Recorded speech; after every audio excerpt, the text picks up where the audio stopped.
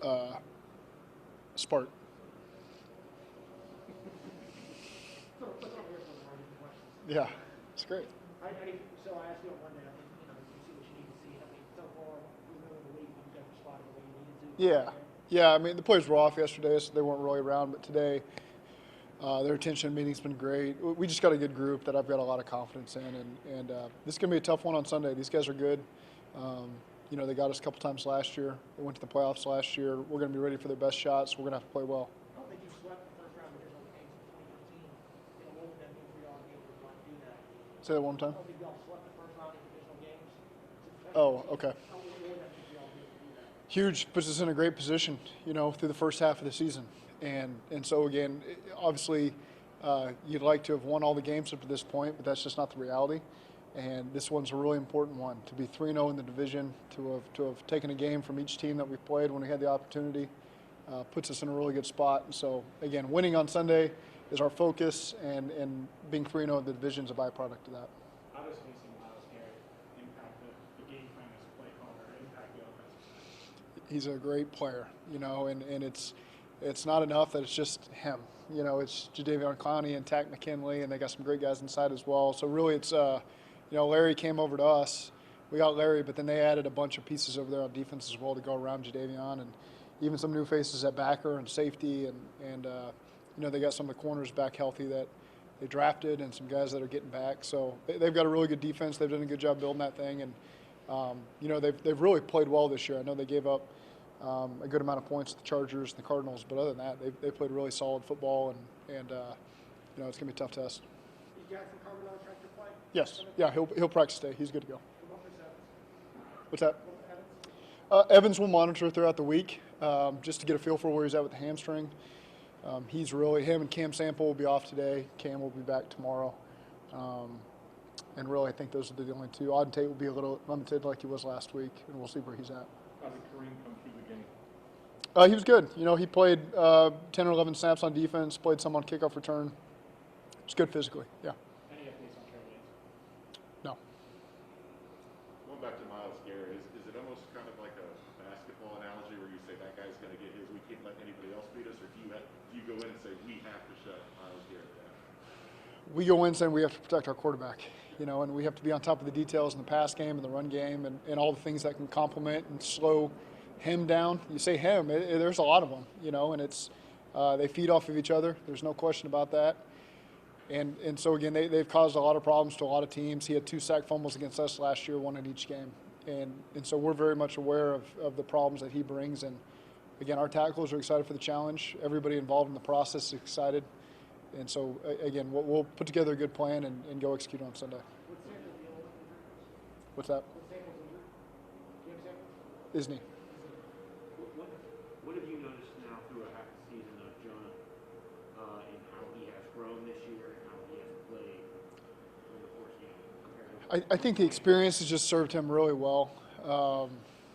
And he's finally getting to play into a rhythm, where he was just kind of in and out last year and the year before, just got OTAs. And so now just the experience of him getting to the rhythm that he was in Alabama, because he did such a great job of getting himself ready for every Saturday and the opponent he was facing and the game plan. And those are a lot of things we were impressed with as we interviewed him. And so now to get him to be able to play every week, and he just feels more comfortable. I think adding Riley over there as the other tackle who's kind of, I can't speak for Jonah, but kind of the standard of played a lot of years in the league, very consistently, helped teams win games. And so to have those two guys together, Riley kind of helped bring him along in the process. Not that Jonah needs a lot of that, but I think it is good just to have that veteran experience on the other side that he's been able to learn from as well. During the draft process, I remember it was all about, this guy's got a spreadsheet of every guy, and he did this kind of, what have you seen him do in that regard here, as far as that extra level of prep during the week and stuff that you noticed before, after, Well, it's different now because you have a lot more meeting time.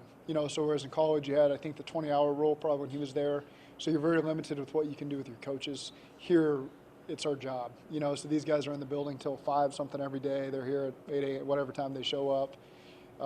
So I can't speak to the specifics of his process when he leaves the building on Tuesday, but like I always say, I hear him through the wall every day. So they're in there all day, and they get a chance to do some of the extra work that maybe you don't get to do always with your coaches in college. And there's plenty of time to get on top of the things he needs to get on top of. Yeah, they're clowning these guys they're rushing the passer well, but obviously you have to stop the run to rush the passer, and they're part of the defense is getting up like 80 yards a game on the ground. They're third in the league, stopping the run. So two-way players, are they playing the run as well as they're rushing the passer? Yeah, they do a good job. They just present a lot of challenges. And it's not that, but they got a good rotation of inside guys as well. And those guys are playing well. And then these backers, they got a handful of backers that can play. I know the rookies on IR, but these other guys have done a nice job as well. So they're all involved. You know, the structure of the defense allows them safeties to get involved, nickels to get involved, the corners have to tackle. And so far they've done a really good job of that through 7 games or however many they played. What makes Cleveland such a good screen team? Is it Baker selling it? Is it the backs? Is it their line? Is it the fact they run the ball to set that stuff up? I mean, they're number 1 rush offense in the league, and so you have to honor that. And so with that comes the play actions, the nakeds, and the screens. And it's effective when you can make it all work together. Kevin's background is he's always been really good at this stuff, and I've got a lot of respect for Kevin in the way he goes about things, and Alex Van Pelt obviously working with them.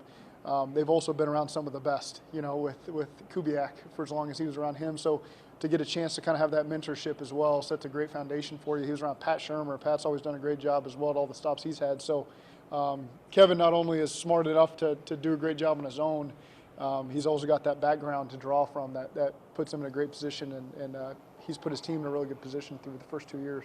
When you were trying to raise vaccination rates at the end of camp, you know, how much easier was it for you to do so when you knew that the quarterback was on board? You know, it's you just talk to the team and let them know we're here to answer questions, and it's a personal decision, and we leave it up to the players. When you were interviewing Jamar through the pre-draft process, was there a sort of question line, or was it more just about the homework that you did, knowing that Joe knew him, and you obviously probably talked to LSU coaches about his character? Because there's been a lot of headlines about younger wide receivers, you know, in the state, and we just asked Jamar, and he said he got some advice that don't ever lose money, and he just seems a very humble, low-key guy. Yeah. How, as his coach, is that really reassuring to you that you don't really have to worry about a young guy not really knowing how to handle the type of success he's had? We believe we have a pretty good infrastructure in place to handle the guys when they come in the building, and every player that we draft, there's such an extensive process that they go through with the scouts, first of all, before it even comes to the coaches. And so they find all the information, and it's, you know, the background of a person we know, is that somebody we would want in the building or not. And all the guys that we've taken are guys that we want in the building and we feel good about. And obviously we had a lot of his teammates on the team as well. So Jamar has been that since he's been here, everything we expected. And again, I don't get too involved in what goes on off the field, but those guys have done a great job adjusting to life in the NFL. And for Jamar and all those guys, there's coming to that point, though, you know, usually around Thanksgiving, where typically that's where guys got to make sure that they're consistent with their approach, because if you're not, that's where you kind of feel the longevity of the season a little bit. And our coaches have been really on top of the players about that, and our guys have been really disciplined, Jamar included, with his process every day and never wavering. And he does it on his own to an extent, but Troy won't let him falter either. You know, Troy's on top of those guys every day. You got to be consistent. That's how Troy was. That's how he survived so long in the league. He's done a great job reiterating that to the guys in his position. And so Jamar is able to keep that consistency so far through the season. We're counting on that, you know, for the rest of the year as well. Defensively, when you have the tackling game last Sunday against New York, going up against this team in Cleveland, Nick Chubb is really, really hard to tackle and company. How do you make sure that's right before you take the field on Sunday? Well, you guys have seen our practices. There's really only one padded practice we have on Thursdays. And so, again, we're conscious of the amount of reps we get. So you get a chance to correct all this stuff on tape. We were looking for reasons to get on the guys last week, and they didn't give us any. You know, they had a good week of practice. We went out on Sunday, and we just didn't play up to our standard. And so we've covered it in the meetings. Again, we'll continue to read it. We're not going to change who we are during practice just because you lose one game. We're going to keep stressing the details that they do turnover circuits, they do tackling circuits over the course of the week. We always do our ball security and tackling stuff on Thursdays as well. And so we'll just keep up with the same process we followed. Our guys are ready to put that one behind them and step foot on the field and get a chance to start working towards Cleveland and show who we really are. Is there something you've noticed, Zach, as this year in games leading up, the weeks leading up to Pittsburgh and Baltimore, where the focus has been even that much higher than you would expect it to be? Is that a good thing? You know, you want to treat it feels like every game we played has been the biggest game of the season because it really has. It doesn't seem like coach speak. It just seems where we're at in the season. It feels like the biggest game, but we do know how important these divisional games are, and there's not much that needs to be said on my behalf. These guys know how critical it is. Again, we've played these guys more than them in Pittsburgh and Baltimore than any other team, and the players want to always put their best foot forward. And so maybe you get that extra 1% of focus, whatever it is. I don't know. That's impossible. Have you looked back on those weeks and go, wow? No, it just when you're playing a divisional game, guys understand what that means, and to set the tone in your division goes a long way in how your season's going to go. And I think that's sometimes spoken, sometimes unspoken, but our guys do a great job handling that, especially this year. And I don't expect anything less this week. Is there a uniqueness as a coaching challenge when you know the stakes are high on a weekly basis? It seems like there's never any what's the unique challenge? Yeah, being consistent, and sticking with your rhythm and routine and being able to adjust. If you feel like, hey, there's something we've done this for a long time this way, let's not do it just because that's the way it's always been done, And so that's a conversation we always have to have about adjusting practice, adjusting lifts, meeting times, whatever it is, to make sure that we're doing the best to put our players in the best position physically, mentally, to be ready to play on Sunday. Because that's what matters most, is that Sunday they're out there, they're fresh, they're mentally ready to go, they understand the plan, and they can execute it to their fullest. Jamar played well against Marlon Humphrey. Does having Matt in the back pocket help heading into a matchup against Denzel Ward? I think Jamar's approach is it's about him, just making sure that he's continuing to stress the small details that matter at that position and playing physical, regardless of who he's going against. I think that it's pretty clear Jamar has the confidence that he can go win in this league against any corner, and it doesn't matter so much who he's going up against. Is Clowney any different now than, you've seen him a long time now. Yeah. Different stats against him. Is he any different of a player? Do they use him any different? No, he's pretty effective. This is the fourth team I've played him on, and he's good. He's long. He's got great burst. He's got good instincts, and again, he's a challenge. So having both those guys, and then you got Tack McKinley and Joe Jackson, all those guys they got behind them, they've got a pretty good in rotation there. You talked already about off-script plays and how excited you are about the direction those are headed. Yeah. You and Jamar were kind of talking about, I don't know how much we really practice it. It Yeah. just has to be kind of natural. How have you tried doing practice? What do you think has been the biggest difference? And you notice the other receivers being like, oh, well, him and Jamar have this. I need to make this happen. I'm going to get my touchdowns too. Yeah. It's a big emphasis in training camp. There's certainly moments over the course of the season in practice where you maybe pencil one in to extend it. It's just you don't get so many reps, and so you want the clean rep oftentimes. I think that's one thing that Joe Burrow does a great job of, is moving in the pocket and trying to – he understands what it's going to look like on game day. You're not just going to drop back on a three-step drop and be able to take one hitch and a clean throw. It's oftentimes you're going to have to maneuver, and he does a great job of that on routes on air. He does it in group install, and he does it in team periods, as well as any quarterback I've ever seen. And so then when you get that one rep a week in practice where you got to extend it, you got to make the most of it and be able to teach off that in drills.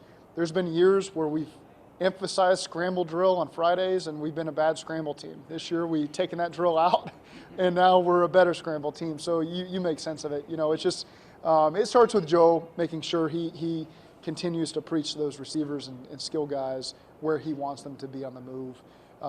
TB had two huge plays in the game last week, a touchdown and that last drive of the game where he got to the 50-yard line. Those were two huge plays TB made. T had one the week before where he got in phase. It was like an 8-yard completion against Baltimore, but it was still a great job being where he needed to be. CJ had one against Jacksonville, for the big touchdown. So all those guys are feeding off kind of what the standard Joe has brought to the group and done a really nice job being where he wants them to be.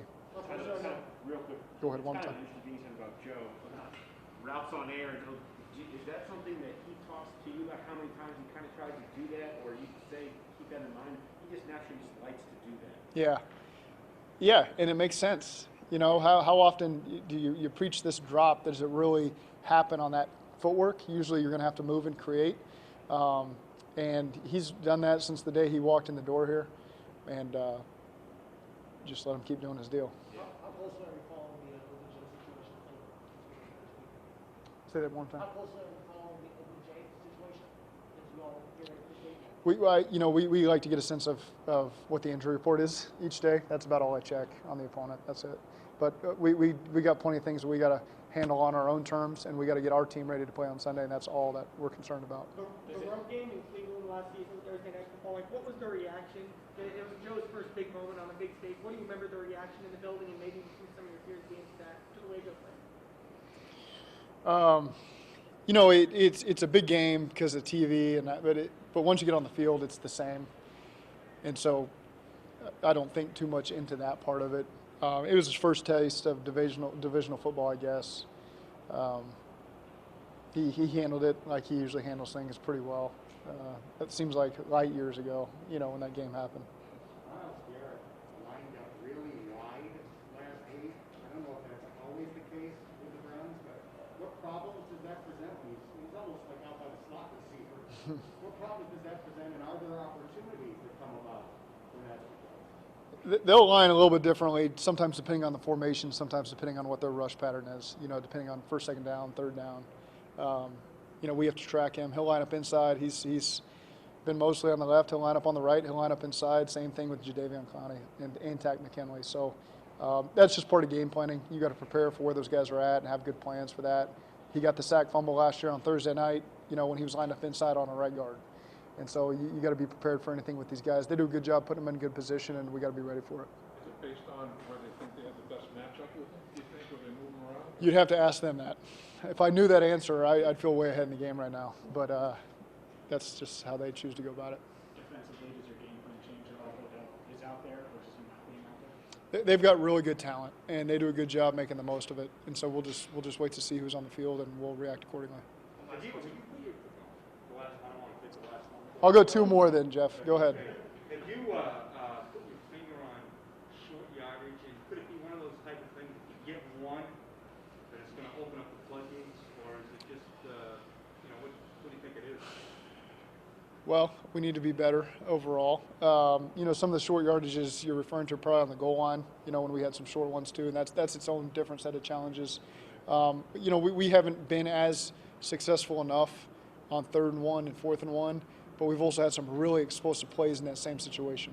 So sometimes there's a bit of a trade-off, but we do need to be better in that area to extend these drives because it just hasn't been good enough yet. Maybe just one to get going. Maybe you just need one to get going. I don't know. Is it one of those things where you need momentum? Yeah, we've gotten that. We've had some big plays on it. Some game-changing plays. We scored the touchdown against Detroit on a 4th and 1 as well. And so again, each game's different. Each front, each structure is going to be different. We'll have a different plan. One more. I promised that wouldn't be the last one. All good? Thank you, Will.